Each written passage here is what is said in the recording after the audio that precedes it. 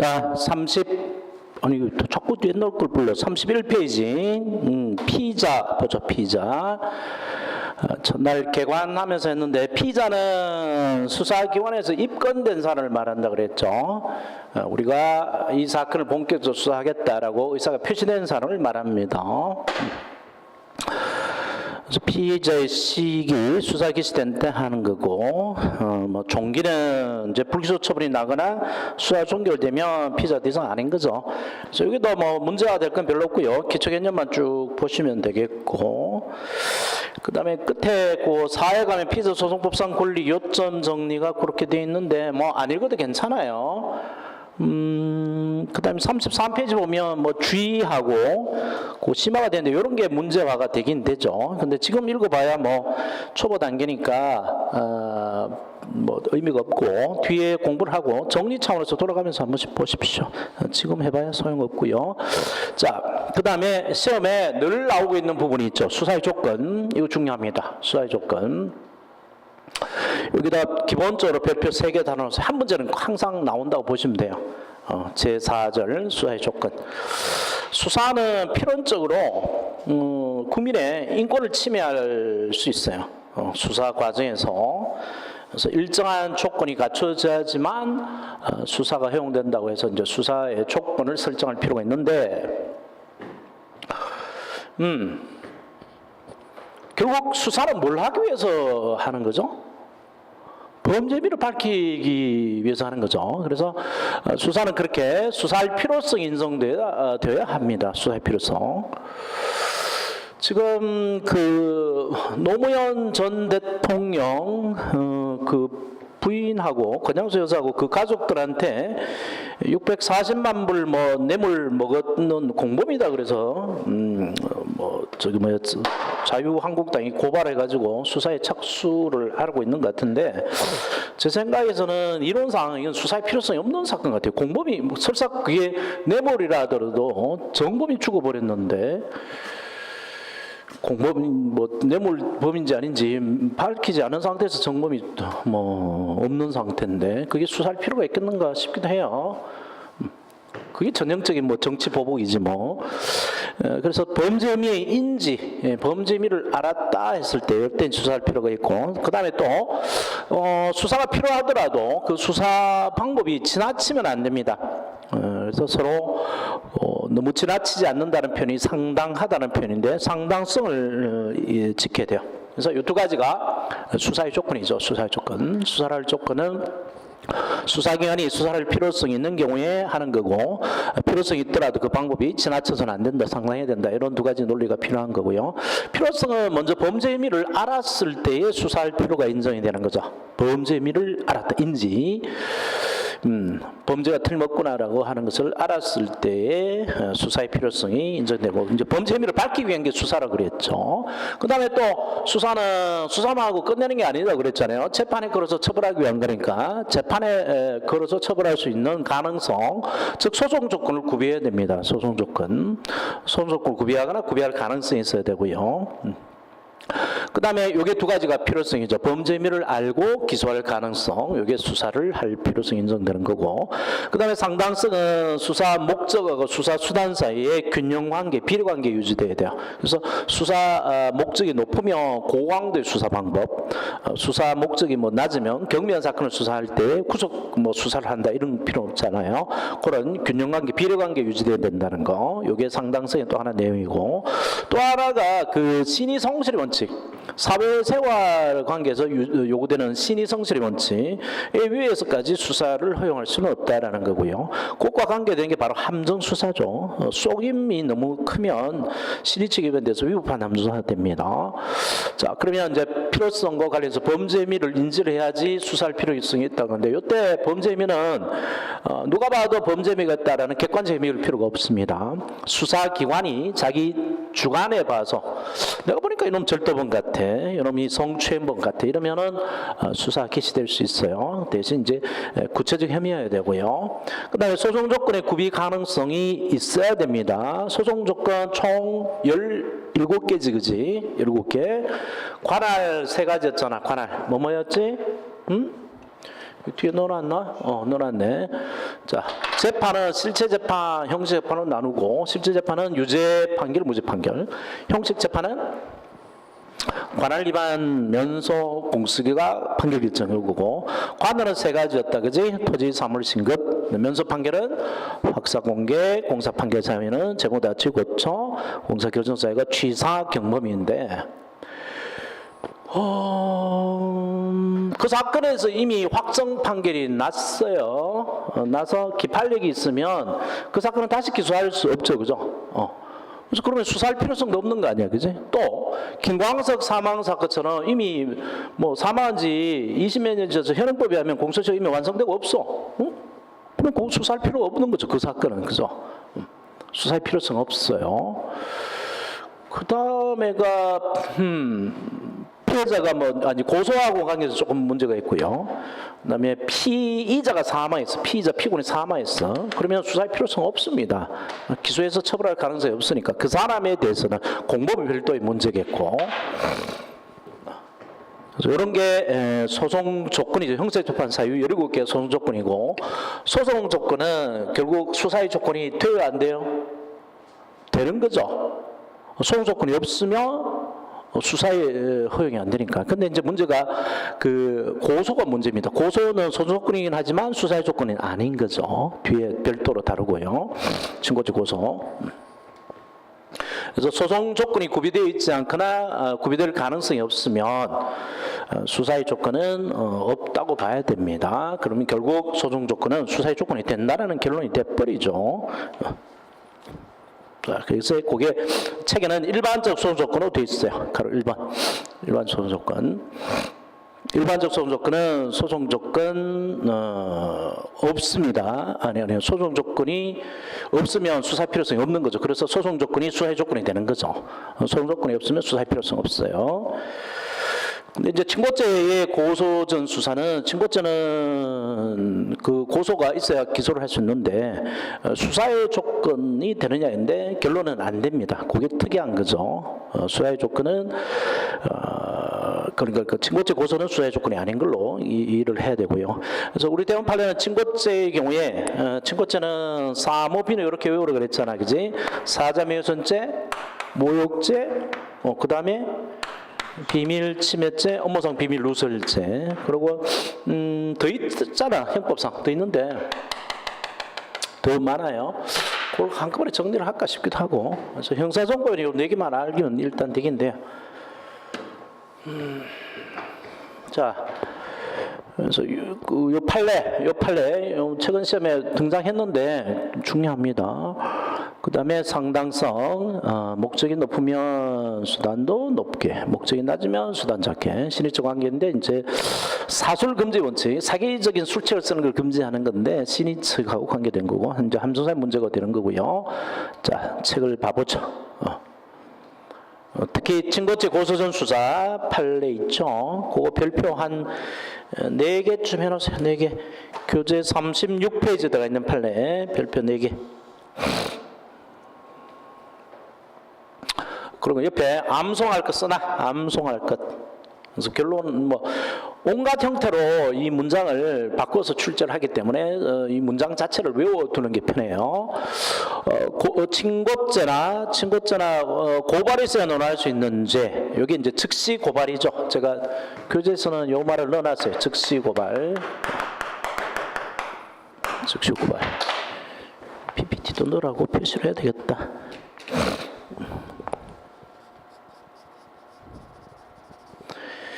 즉시 고발. 즉시 고발은 행정기관이 하는 고발은 다 즉시 고발로 생각하시면 돼요. 행정기관이 하는 고발은 즉시 고발이고, 친고죄 고소하고 즉시 고발은 소송 조건이에요. 그래서 그 즉시 고발은 친고죄 고소하고 똑같다 보면 돼. 그래서 그 즉시 고발 없으면 그 즉시 고발 사건은 기소 못합니다. 기소하게 되면 공소 절차가 법률 규정 위반에 무효인대에 해당하기 때문에 공소각 판결을 받게 돼요. 죄에 있어서 고소 고발에 이른바 소추 조건, 다른 말로 소송 조건이죠. 소송 조건. 소추조건 뭐 책에는 제가 칼로 안에 넣어놨어요. 다 소추조건. 형법에서는 주로 소추조건이라고 말하고 형사법에서는 소송조건이라고 말하죠. 소추조건, 소송조건에 불과하고 당해 범죄사의 성립 요건이나 수사요건 아니므로 별표해놨어요. 수사요건 아니에요. 그래서 앞에 일반 소송조건하고 늘 헷갈린단 말이야. 어? 일반 소송조건은 앞에 소송조건이 없으면 수사할 필요성이 없다. 즉 수사의 조건이 없다라고 결론이 났잖아요. 그죠? 근데 이거는 아니단 말이에요. 아직 소추조건일 뿐이고 성립 요건 수사의 조건이 아니죠. 여기까지는 좀 뭐 성립 요건이 아니고 소추조건이 불가하다. 이 말은 이해가 되는데 수사의 조건은 있다 아니다는 게 이제 들어오면 조금 헷갈립니다. 그래서 범죄 성립 요건은 뭐지? 고정기 해당성, 위법성, 책임, 여기 범죄 성립 요건이고, 다시 객관적 처벌 조건이 있죠, 그죠? 주관적 처벌 조건, 인적 처벌 조각 사유의 부존재 이런 것들이 있고, 그 다음에 소추 조건, 소송 조건이 있습니다. 그래서 수사의 조건은 아니므로, 그러니까 고소 없더라도 수사할 수 있다는 거야, 없다는 거야? 있다는 거지, 그지? 증거죄 고소의 경우에. 만약 수사의 조건이면 고소 없으면 수사 못 한다는 얘기인데, 그건 아니라는 거죠. 이와 같은 범죄에 관하여 고소가 고발이 있기 전에 수사를 했다 하더라도, 그 수사가 장차 고소나 고발이 있을 가능성이 없는 상태에 영향해졌다는 등의 특단의 사정이 없는 한 고소 고발이 있기 전에 수사했다는 이유만으로 교수가 위법하다고 볼 수는 없다. 이걸 줄로 쳐놔야 되겠죠. 고소나 고발이 있기 전에 여기 결론이네요. 이유만으로 수사 위법하다고 볼 수는 없다. 고소 고발 가능성이 없다고 볼 수 없는 한. 자, 그렇기 때문에 고담 판례도 이해를 해야 됩니다. 고담.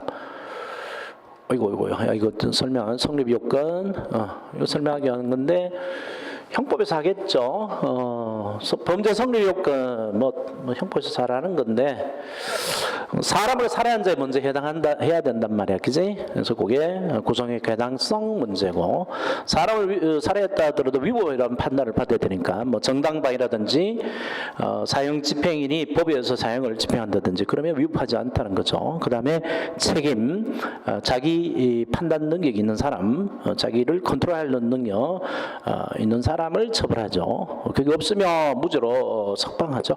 그래서 이게 범죄 성립 요건, 그 다음에 처벌 조건 두 가지가 있다. 주관적, 객관적. 이거 나중에 또 보고요. 소추 조건, 소조건 여기 있다. 증거죄, 고소, 반의죄, 불벌죄에 있어서 처벌 불원인 사이의 표시의 부존재. 그리고 우리가 본 17개, 그지? 7개. 뭐 관할, 면소 판결 사유, 공사 판결 사유, 결정 사유 이런 것들. 그래서 요거 불가하기 때문에 일단 고소는 여기 소송 조건에 불과하기 때문에 범죄 성립 요건도 아니고 수사 조건도 아니다. 자, 그런 거고. 그 다음에 일반 사법 경찰 관리가 이제 불법 체류자를 잡았어요. 불법 체류자를 일반 경찰이 잡습니다. 일반 경찰이 잡아서 수사를 하는데, 이 불법 체류자를 처벌을 하려면 특별사법경찰 관리가 있죠. 즉 출입국 관리소,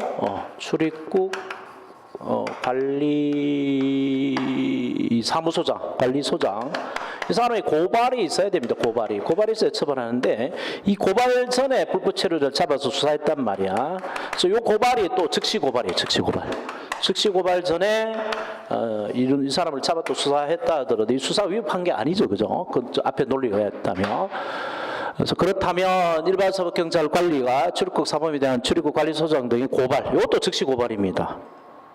이거 책에는 해놨죠. 즉시 고발.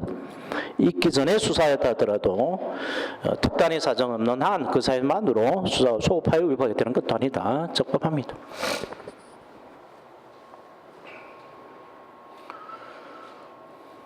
그 다음에 수사의 상당성, 수사의 비례원칙. 비례원칙은 목적이 달성하기 위한 최소한 그전에도 그렇기 때문에 최소 침해 원칙, 뭐 법익 침해 균형성, 뭐 이런 것들이 비례원칙의 내용에 들어간 거고요. 거기 관련된 판례가 하나가 있는데 시험에는 잘 안 나옵니다. 근데 폐수를 무단으로 방류를 해요. 언제 주로 방류를 하죠? 여름에 장 맞을 때. 비 많이 올 때 몰래 갖다 보면 그러면 갑자기 비가 많이 오는데 강에 물고기들이 확 죽잖아요, 그죠? 그럼 폐수가 무단 방류됐다는 거고. 이번에 또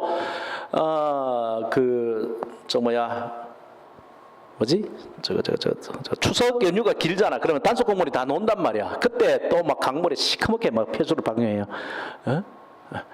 그런 것을 받았으면 요즘에는 이제 환경에 민감하니까 그 사람들 다 처벌해야 될 것 같은데 요즘 같으면 받아들일 것 같은데 옛날이니까 2004년 그래도 받아들일 것 같은데 그래서 검사가 폐수 무단 방류에 인정된다는 이유로 공장 부지 건물 기계로 폐수반체 7대 공장을 통째로 압수했습니다. 그러면 공장이 수도되겠죠, 그죠? 수도되니까 이게 지나쳤다 그래서 비례성이 원칙에 대해 위법이라고 판시를 한 게 있습니다. 위법. 지금 같은 심정에서는 이거 공장 통째로 세워버리지 싶긴 한데 검사가 한 게 잘했다 싶긴 한데 일단 너무 지나쳤다라고 위법하다고 판시를 했어요.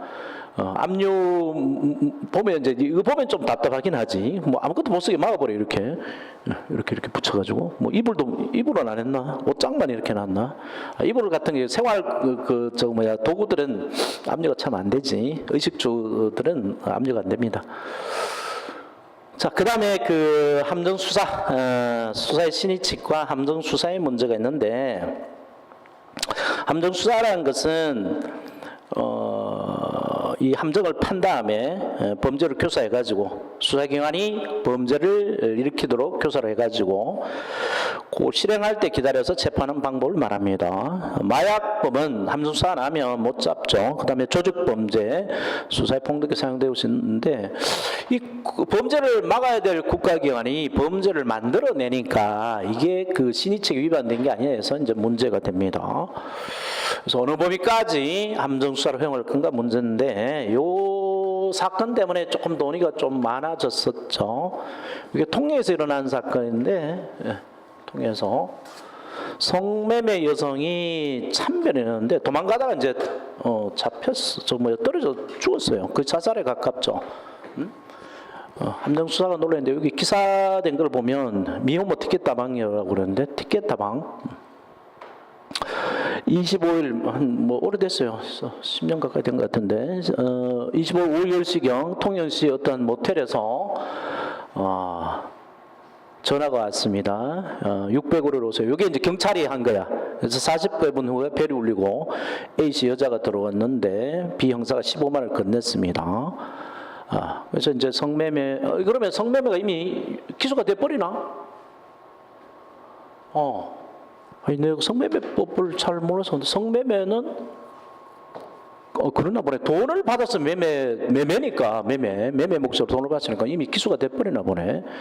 성관계를 안 맺어도 기소가 돼버리나 봐, 그지? 그래서 이제 바로 입건 이제 들어가고 눈치를 살피며 휴대전화를 꺼내 도착으로. 아직 그러면 아닌 거 아니야? 잠시 후 남성 상명이 들고 들어왔다. 내 생각에는 이거 해야 성매매죄가 되는 거 아니야? 돈만 받은 그럼 아직 미수 아닌가? 했다는 거? 했다는 또 말도 안 되는데. 그래서 성매매하러 오신 거죠? 그러네, 아직 성매매하러 오신 거죠? 라는 질문에, 기다려주세요. 라고 답했고, 그 다음에, 문구를 첫 번째 대기하고 있었는데, 5분 후 조용하던 방 안에서 답답하게 움직이는 소리가 들렸다. 뛰어갔지만 늦었다. 약 12m 높이에서 창문에서 뛰어내렸다. 아이고, 왜 뛰어내렸지?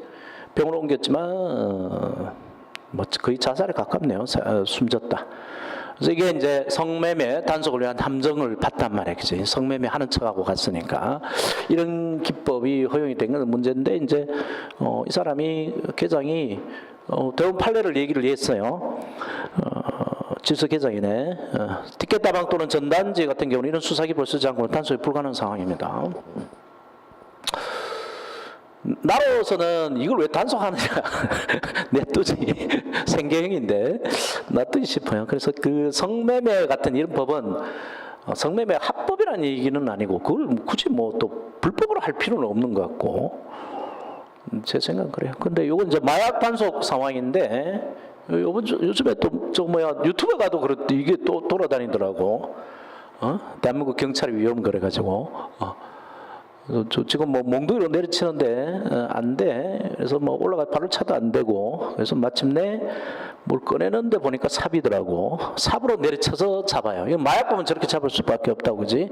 마약 먹으면 뭐 거의 뭐 미친놈이 되니까. 저게 상당해요. 상당해. 그러다 보니까 가끔 마약 잡는데 뭐 전신을 얻어맞았다 이런 거 나오는데 그거 뭐 잘한 거지 뭐. 상당합니다.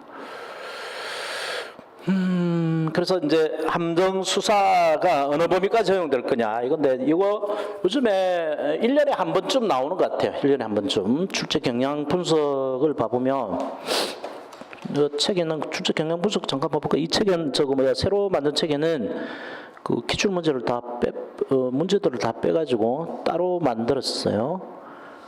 함정 수사가 2017년 1차, 15년 2차, 16년 2차, 그 다음에 17년 2차에도 뭐 그 함정 수사에 관한 것이 뭐 비슷하게 터치는 됐다고 봐야 되나?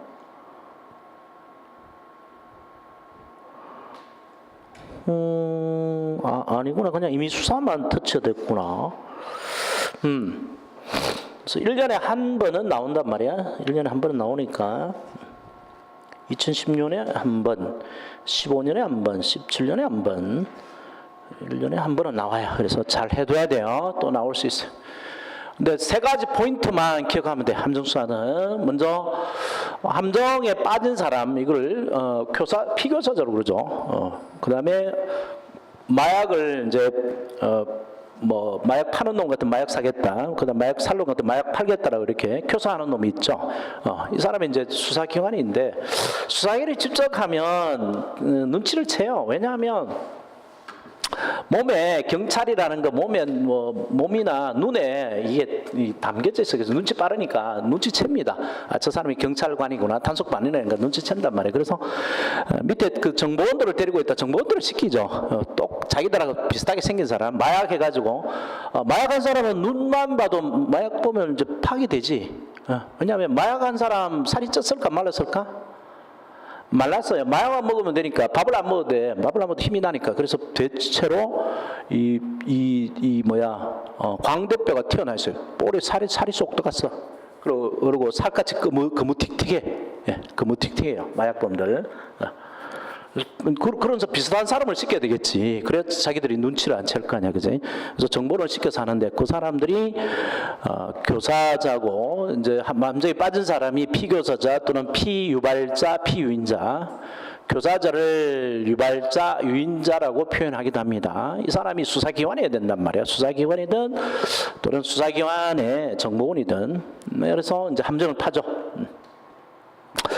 근데 나쁜 놈을 함정을 파서 함정에 빠뜨린 거 이거는 적법하다고 봐요. 나쁜 놈이라는 게 범죄 의사가 있는 사람, 범죄를 하려고 마약을 팔려고 마음먹고 있거나 마약을 하고 싶어서 하는 사람, 이런 사람들의 함정을 파는 건 이건 적법하다고 봅니다. 근데 착한 사람, 범위가 없는 사람한테 뭐 피로회복제다, 뭐 정력제다 이러면 속여서 팔아가지고 잡아들이는 거, 이건 위법하죠. 이런 함정수사는 위법합니다. 그래서 이런 함정수사 앞에 나쁜 놈, 범위 있는 사람을 함정에 빠뜨리는 것은 요거는 기회 제공형 함정수사라고 그러고요. 기회 제공형 함정수사. 착한 사람을 함정에 빠뜨리는 것을 범위 유발형 함정수사라고 그러는데 함정수사의 종류에는 이런 것들이 사실 있는 거죠. 기회 제공형 함정수사, 범위 유발형 함정수사, 함정을 팠기 때문에 함정수사인데 우리 대원 판례는 기회 제공형 함정수사는 적법하기 때문에 그건 함정수사도 아니다라고 하는데 이게 대원 판례가 좀 개념 정의를 잘못한 것 같아요. 함수사이지만 적법하다 이렇게 가야 되는데 함수사도 아니다라고 말을 해버리니까 너무 이제 이야기가 공중에 떠버리게 되는 거죠. 그래서 그걸 이해를 못해서 질문을 많이 하더라고요. 그래서 일단 함수사의 종류는 기회적응형, 범위발령 다 있고 기회적응형 적법하고 범위발령은 위법하다. 근데 대원 판례는 요거는 함수사라고 말하지만 요거는 적법하기 때문에 함수사의 개념에서 빼버렸다. 그렇게 이해를 해두시면 되겠고. 이게 첫 번째 포인트입니다. 그래서 이 함정 수사가 적법한지 아니한지는 함정에 빠진 사람, 즉 피의발자의 내심을 기준하죠. 내심이 범위가 있다 그러면 범위가 있다 그러면 그건 나쁜 놈이니까 적법한 거고, 범위가 없는 사람을 범위를 유발시켰다 그러면 착한 사람을 범죄 구렁텅이에 밀어넣은 거니까 이거는 나쁜 거죠. 그래서 이게 위법하다, 그렇게 보시면 되고, 그 다음에 위법한 함정 수사를 하더라도 수사기관의 연관이 있어야 돼. 수사인이 시켜야 됩니다. 그래서 수사기관과 연관하여서 이렇게 범위 유발령 함수사를 해야 함수사인 거지. 연관 없이 했다면 그는 국가기관이 시켜서 한 게 아니잖아요, 그죠? 국가기관이 범죄를 창출한 게 아니기 때문에 그는 설사 범위가 유발됐다 하더라도 위법한 함수사가 아니라고 보고요.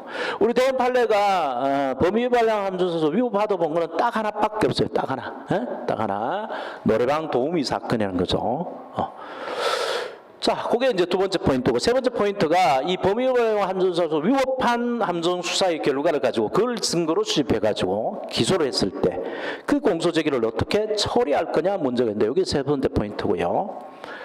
우리 대원 판례가 범위 유발령 함정 수사로서 위법하다고 본 거는 이 노래방 도우미 사건밖에 없다고요. 판례가 노래방 도우미 사건.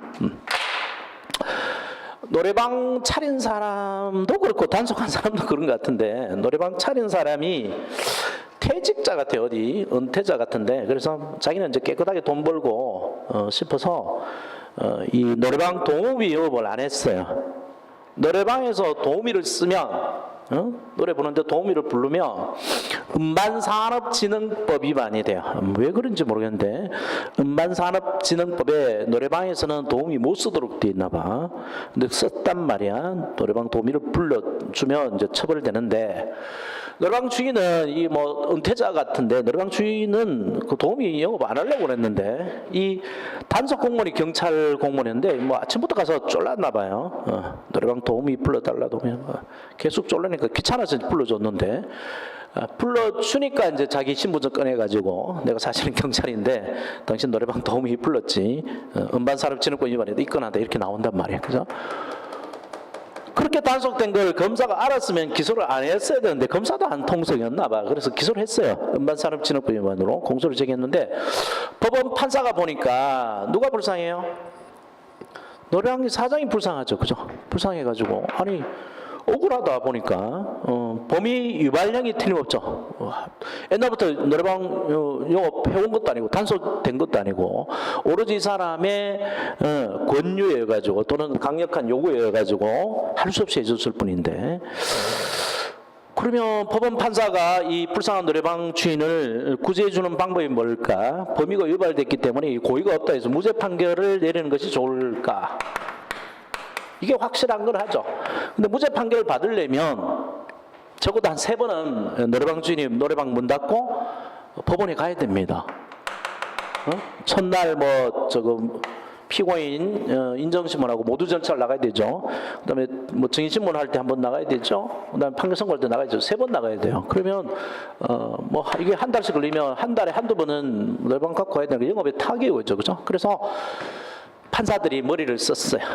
이 노래방 주인을 도와주는 방법은 무죄 판결을 하는 게 아니고 아예 공소제기 절차가 헌법상 적법 절차 규정에 위반하여 무효인 공소가 되니까 검사한테 방 빼라, 공소장 빼라라는 판결을 내리자. 공소기각 판결을 내리자. 공소장 빼가라.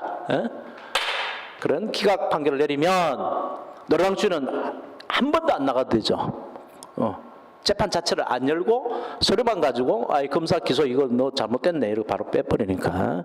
그래서 이렇게 공사 판결을 해줍니다. 근거가 적법 절차 규정에 위반한 수사와 적법 절차 위반한 수사의 기인한 공소제기니까 결국 헌법이 말하고 있는, 헌법 시조가 말하고 있는 적법 절차 규정에 위반한 공소제기가 되기 때문에 현행법 320조 2호를 적용하는 거죠.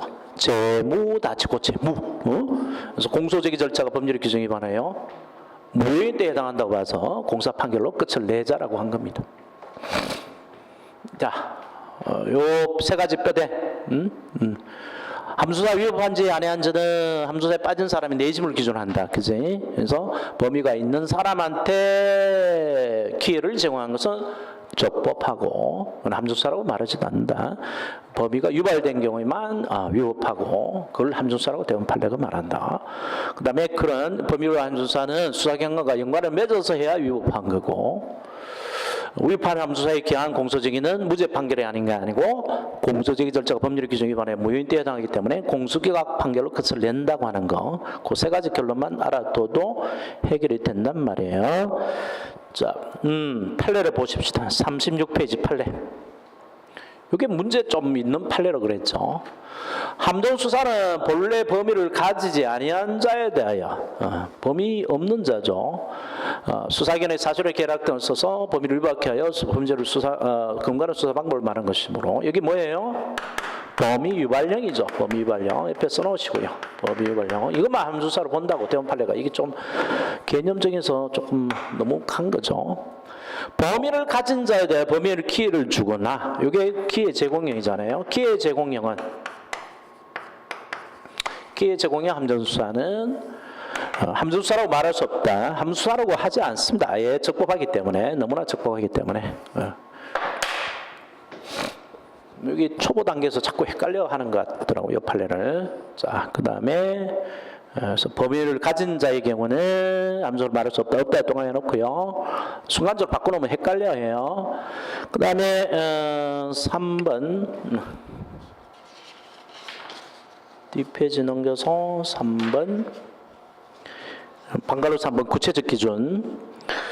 자, 첫 번째 문단에 수사기관과 직접 관련 있는 그 줄 쳐놓으세요. 관련 있는 유인자가 개인적인 친물 관계를 이용하여 호소하거나 압박을 하거나 유혹을 하거나 과다하게 하면서 피해자를 그럼 범위를 이렇게 하는 것. 이거는 위법하죠. 위법한 함수에 해당한다. 위법했다고 해놓고요. 위법 있는 경우에는 위법한 함수에 해당한다. 해당했다고 해놓고 그다음 그 밑에 문단. 그러나 유인자가 수사기관과 직접 관련을 맺지 아니한 상태에서 줄쳐놓고 단순히 부탁을 했거나 수사기관이 사전의 계략을 사용할 수 볼 수 없는 경우는 그러나 피해자의 범위가 유발됐다 하더라도 위법한 함수에 해당하지 아니한다. 아니했다고 해놓고요. 아니한다. 자, 그 다음에 나오는 판례가 그 밑에 있죠. 판례, 범위 발령 함정수사 딱 하나밖에 없다 그랬죠. 경찰관이 노래방 도우미 알선 영업 단속 실적을 올리기 위하여 요겁니다. 도우미 알선 영업 단속. 그에 대한 제보나 첩보가 없는데도 손님을 가정하고 들어가 도우미를 불러낸 경우 손님을 가정했습니다. 그래서 범위 유발령이죠. 범위 유발령. 수사기관이 사전에 계략을 써서 피고인의 범위를 유발케 한 것이므로 위법하다. 이거 하나밖에 없어요. 위법 동감해놓고요. 자, 그 다음 판례는 이런 겁니다. 이 정보원이 그 갑 단속반이 있죠. 단속반의 정보원이었어요. 그 다음에 검찰의 을 단속반의 정보원이 또 안에 있었어요. 그 A단 말이야. A. 이 정보원들, 저 끈앞풀들은 그 합법과 불법 경계선에 서죠. 얘들도 스스로 마약도 하고 그러죠. 그래야 마약하는 놈 접근할 수 있으니까. 그래서 이 A라는 정보원이 을 단속반에 잡힌 겁니다. 잡혀서 들어가자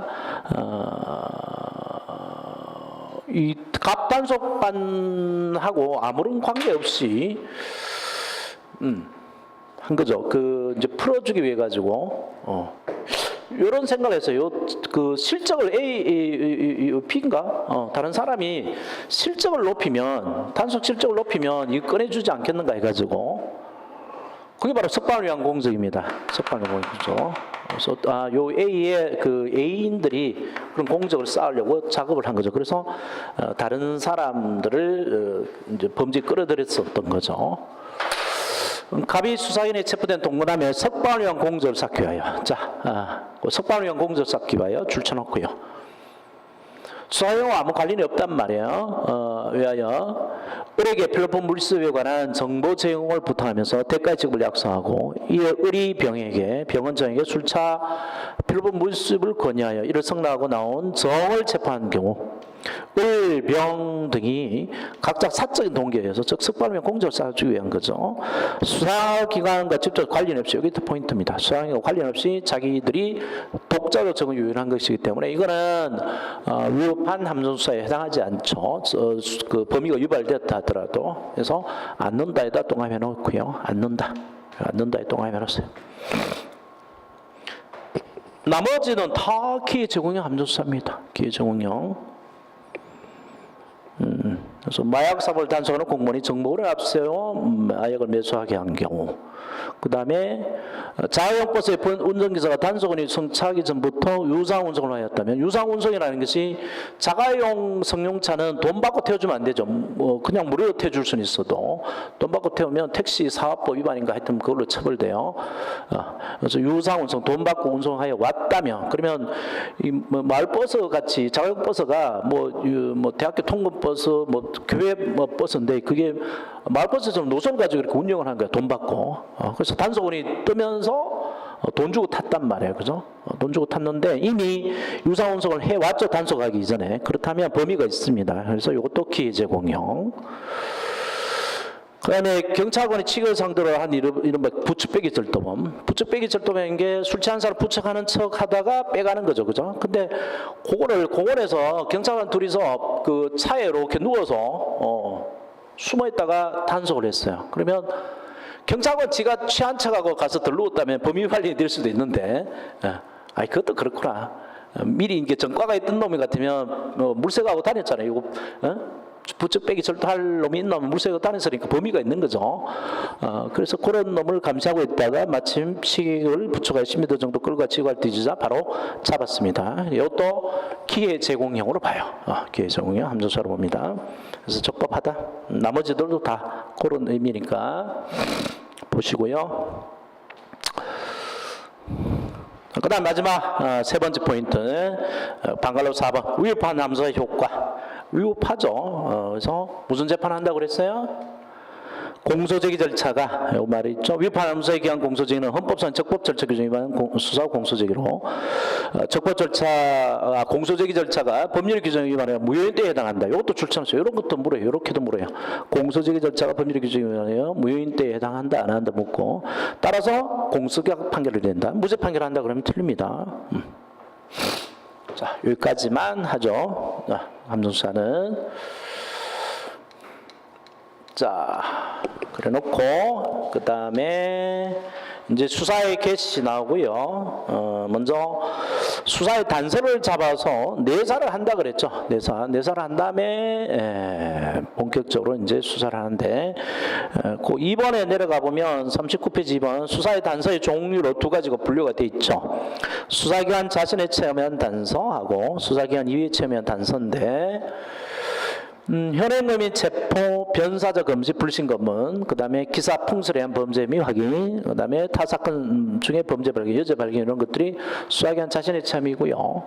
현행범인 체포는 저 체포 구속 쪽에서 나오고 중요하죠. 그 다음에 변사적 금지는 바로 우리가 곧 볼 텐데 문제가 거의 안 돼요. 그 다음에 불신검은 의심스럽기 때문에 정지시켜 질문하는 건데, 이거 시험에 나왔기 때문에 안 나오지 않을까 이러면 나와요.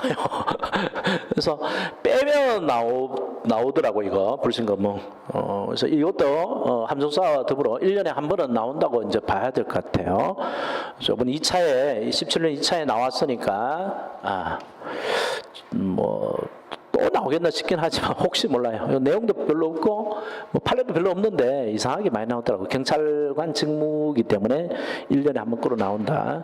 그 다음에 기사 풍설이라는 게 소문이죠. 소문에 의한 경우 그런 것들이 있고, 그 다음에 수사기관 이해 체험에 의한 것이 고소고발자 수, 진정, 탄원, 투서, 신고 이런 것 있는데 비슷비슷하죠. 고소고발 차이가 뭐야?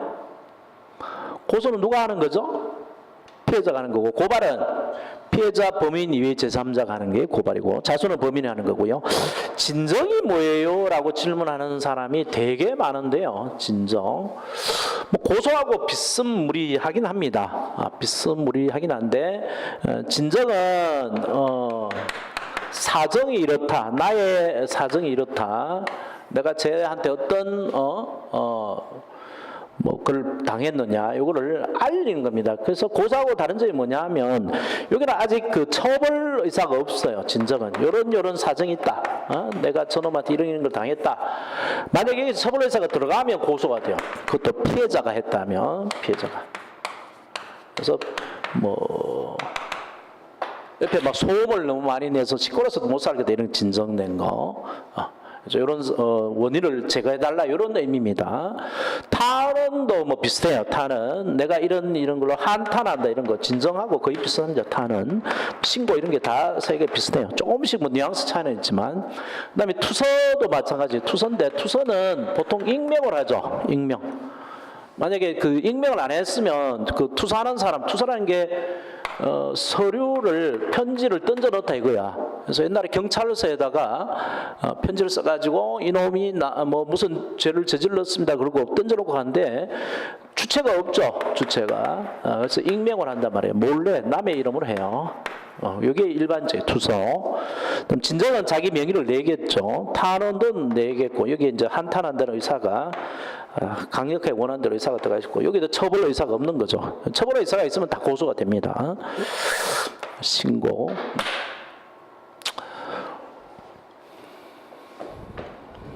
이런 걸 가지고 이제 내사를 해봅니다. 내사를 해가지고 근데 고소고발 자수는 거기 있으면 그 순간 바로 수사가 개시되지만 다른 것들은 내사를 한 다음에 범죄 혐의를 확인한 다음에 수사에 착수에 들어가요. 그래서 뭐 그런 것들 가볍게 보시고 시험 문제화는 안 되는 부분입니다. 이쪽에. 자, 그 다음에 제2절 41페이지 넘어가면 제2절 변사적 금시 나오는데 역시 뭐 어떤 시험도 잘 안 나와요. 그래서 개념만 간단히 보면 될 것 같고요. 변사자란 말은 사체의 변화가 있는 거죠. 사체. 자연사가 아닌 것 같은 의심이 드는 사체를 말합니다. 이거를 들여다보는 거. 시체를 검사해 보는 거. 이게 변사자 검시입니다. 변사자 검시. 그래서 변사자라고 하기 위해서는 범죄로 인한 것이 인지 아닌지 궁금할 때. 예? 그래서 김광석 그 사체 부검한 거 범죄로 인한 게 아닌가 본 거죠. 그게 변사자 검시예요, 사실은. 그래서 범죄로 인한 게 아니다. 뭐 낚시하다가 실족해서 빠져 죽었다. 이런 거는 그냥 행정검시로 넘어가면 됩니다. 그다음에 범죄로 인한 게 틀림없다. 사체를 봤는데 뒷목에 뭐 저기 함몰 있다. 그다음에 목이 쫄린 흔적이 분명하다 이러면은 그냥 검적으로 넘어가면 됩니다. 그래서 변사적 검시는 이 사체가 범죄로 인한 것인지 아닌지 의문이 들 때 하는 것이 변사적 검시고 따라서 영장이 필요 없습니다. 주체가 이제 검사로 되어 있고요. 영장이 필요 없습니다. 뭐 그런 정도 보시고 불신검문으로 가보죠. 불신검문. 불심할 때 심이 알심자예요. 알심자. 알심. 심. 심하고 신하고 뭐 한글날에 보니까 그 어떻게 구별하느냐 이것도 하던데 이건 알심 알기 위한 것에 포인트가 있으면 알심. 그래서 주로 법원이 할 때 알심. 신은 물을 신이죠. 묻는 데만 초점 있을 때 신. 묻는 데 신. 그래서 물어서 알 것까지 필요하다. 알아서 어떤 판단이 필요하다. 그러면 신자를 씁니다. 그런데 이 불심은 이것도 일본 말이죠. 몰라서 수상해서 묻는 거다. 우리말로는 미심이 맞고요. 그래서 정확한 용어는 직무, 경찰관 직무 질문이라고 봅니다. 그 다음에 수사의 단서에 불과하고 수사는 아니죠. 즉 범죄 예방을 위한 적용에 불과하지 발생한 범죄를 수사하기 위한 게 아닙니다. 저기 이제 불신 건물이고요. 보통 경위하고 뭐 하고 뭐 조회하죠. 전과 조회를 합니다. 근데 당한 사람 입장에서는 짜증나요. 범죄 혐의가 어느 정도 있다고 본 거죠. 뭐 구체적인 범죄 혐의는 아니더라도 자동차 검문도 불신 검문 일종에 들어가요. 신과 심의 구별 금방 했고요. 그리고 불신검문은 수사의 단서에 불과합니다. 그래서 수사기관의 혐의, 주관적 혐의로 충분하지만 이 사람이 그냥 범죄를 저지를 것 같다. 그 정도에 불과할 경우에 불신검문합니다. 이 사람이 절도범 같아 그러면 이제 수사에 들어가야 돼요. 근데 뭐 생색이 들고 다닌 가방이 보니까 뭐 보통 사람이 들고 다니는 가방이 아니고 뭐 훔친 것 같다. 그럴 때 할 수 있는 것이 불신검문입니다. 그래서 수사에 착수되려면 구체적 혐의가 있어야 되고요. 강제해서 체포 구속하기 위해서는 이제 객관적 혐의 있어야 되고 수사의 단서에 불과하기 때문에 행정경찰장입니다. 범죄 예방을 위한 거죠. 보안경찰장으로 그래요. 불신검문은. 근데 수사에 들어가면 이건 사법경찰장이고요. 범죄를 잡아서 처벌하기 위한 거고 증거 수집을 위한 거죠. 그래서 불신검문은 증거 수집을 위한 사법경찰장이 아니라고, 그 다음에 구체적 혐의가 없더라도 가능한 거죠.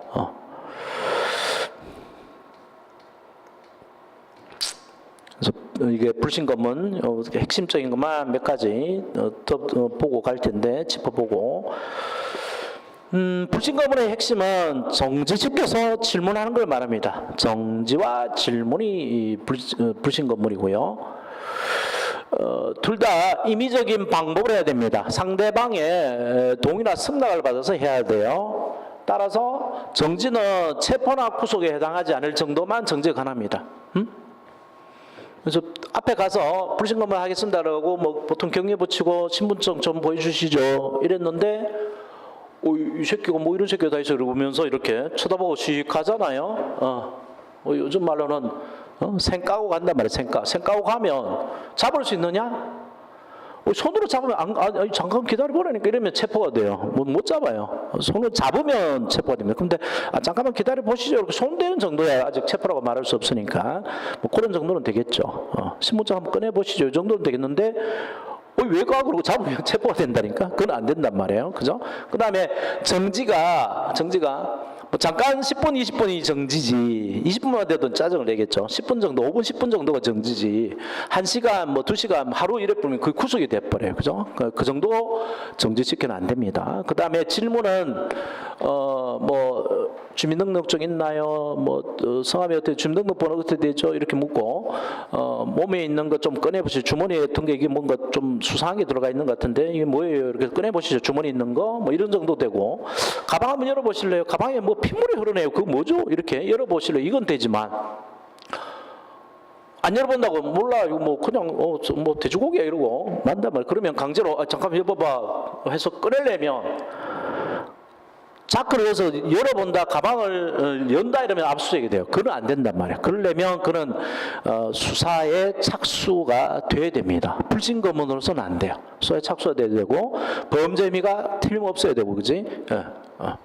압수수색이 되려면 범죄 혐의가 어느 정도 전제가 돼야 되고 그 요건을 갖춰야 돼요. 압수 요건을. 자, 그 다음에 정지와 관련해서 동행 요구를 할 수 있습니다. 그 자리에서 정지시켜 질문한 것이 그 질문받는 사람에게 불리하거나 또는 교통에 방해될 때 동행 요구를 할 수 있는데 이게 임의 동행 일정이죠. 임의 동행, 상대방의 뜻에 따라 동행할 수 있는 거고 그 다음 질문하고 관계되는 게 소지품 검사인데요. 동행 요구를 해가더라도 6시간까지만 동행 요구할 수 있고요. 6시간만 머무르게 할 수 있는데 6시간 내에 집에 가겠다 그러면 집에 가도록 허용을 해줘야 되죠. 그죠? 못 갔다 그러면 뭐가 돼? 결국 체포 구속이 되잖아요. 그죠? 그거는 안 된단 말이에요. 그죠? 그래서 6시간 머무르게 할 수 있다는 규정을 잘못 해석해서 6시간 동안 구금할 수 있다라고 해석하면 안 됩니다. 6시간 내라도 퇴거를 요구하면, 귀가를 요구하면 언제든지 허용을 해줘야 되고요. 그다음 소지품 검사와 관련해서 흉기에 대해서는 소지품 검사가 가능하다는 명문 규정이 있지만 일반 소지품의 경우는 명문 규정이 없어서 논쟁이 있습니다. 그것까지만 하시면 되고요. 따라서 뭐 문제도 우리 여기 경찰관 직무집행법상의 제도군요. 경찰관 직무집행법상 흉기 외 일반 소지품도 허용할 수 있도록 명문 규정이 있다 그러면 틀리게 됩니다. 뭐 그런 정도 보시면 되겠고. 자, 나머지 책에서 조금 더 주의할 거 몇 가지를 한번 봐볼까요? 책에 이거 책을 안 해놨던 것 같은데. 자, 불신검문 42페이지네요. 42페이지. 경찰관이 거동이 수사한 자를 발견한 때는 이를 정지시켜서 질문하는 것을 말한다. 법적 성격은 어디까지나 행정결정은 적용이고 불신검문 대상은 거동 불심자. 그 다음에 43페이지 넘겨서 질문의 방법,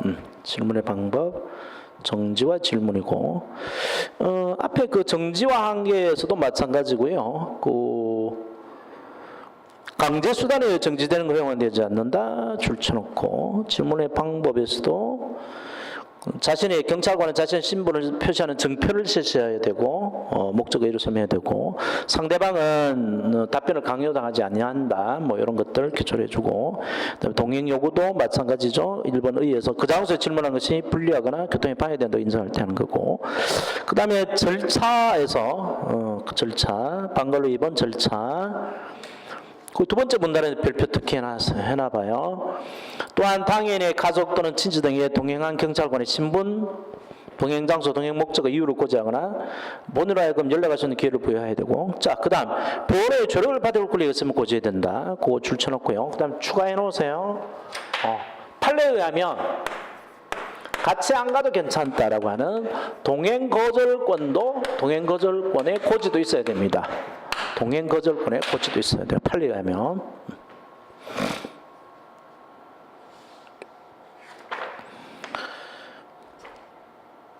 그 다음에 한계 6시간을 초과하여 머물게 할 수 없다. 그 옆에 판례 마지막에 6시간 동안 경찰 관서에 구금하는 것을 이 규정이 허용한 것은 아니다고 하는 판례, 막 그런 정도만 해두시고, 그 다음에 소지품 검사, 소지품 검사 거기도 그 법적 근거, 방관로 위반 법적 근거에 첫 번째 줄, 경찰관은 거동 불심자에 대해 질문할 때는 흉기의 소지 여부를 조사할 수 있다. 그 다음 그 밑에 문단, 경찰관 직무집행법은 흉기의 조사에 관하여 규정하고 있다. 흉기를 제한 일반 소지품의 검사에는 법적 뭐 논쟁이 있다. 뭐 그렇게만 보시고, 이거 그 아마 주위에다 넣어놨던 것 같은데 없네? 이 위에 또 날라갔지 주위에.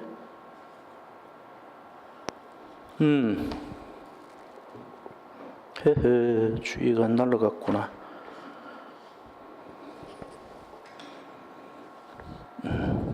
자, 여기까지만 오늘 하십시다.